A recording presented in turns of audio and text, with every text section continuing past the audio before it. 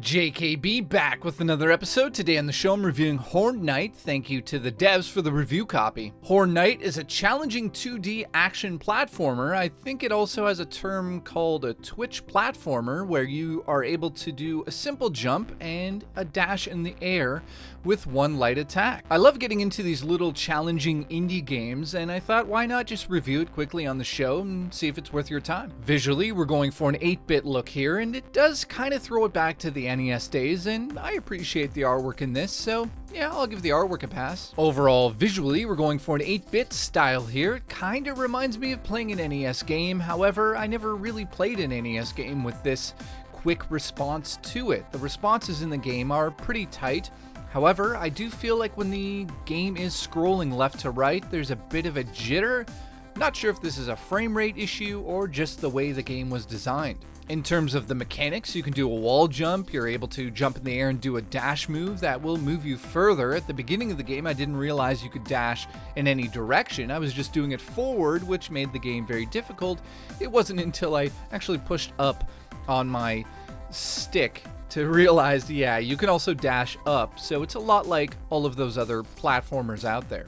In terms of enemy types, you can kill them with one hit of your sword, which is probably a good thing for a game that is designed to sort of be a speedrunner.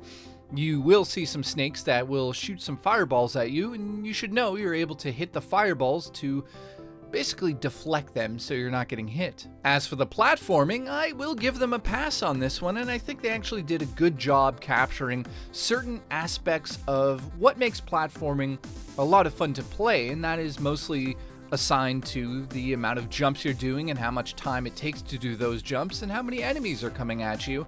Game design from the NES days is quite simple when you think about it, but it's actually hard to come up with fun stages. If you've played Mario Maker, you know that. It takes a lot of time and effort to design stages, and while this is an indie title, they've done a great job at that, and some of the challenges in here are quite difficult. There's also boss battles in the game. The first boss battle I got to was a giant bat that shot small bats at me, so I was able to kill the small bats to replenish my health.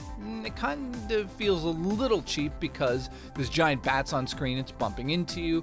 You know, when you say some of these games are designed in a way that make the player super frustrated, and then some are designed in a very brilliant way that still frustrates the player, but that's because the player's not good at it.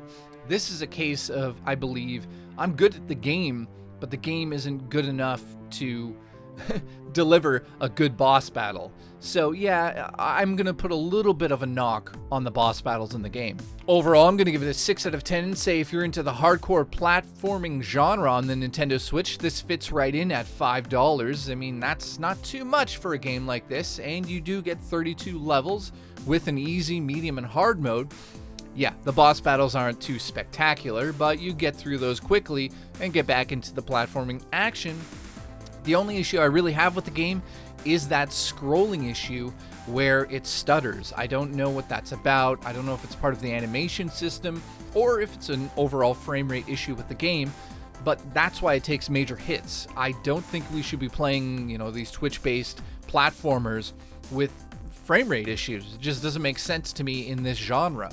So hopefully they can fix that and, patch it up and we can get to a smoother experience. If it was a bit smoother, I could give it a 7 out of 10 and say they've done an amazing job capturing that nostalgia of the NES days, and some of the platforming in this is pretty cool, and I felt rewarded after I got through some of the sections of the levels. So they've done a good job with designing the levels. I just, again, can't get over the stutter. Thank you for watching. Please subscribe, and I'll see you in the next episode of JKB.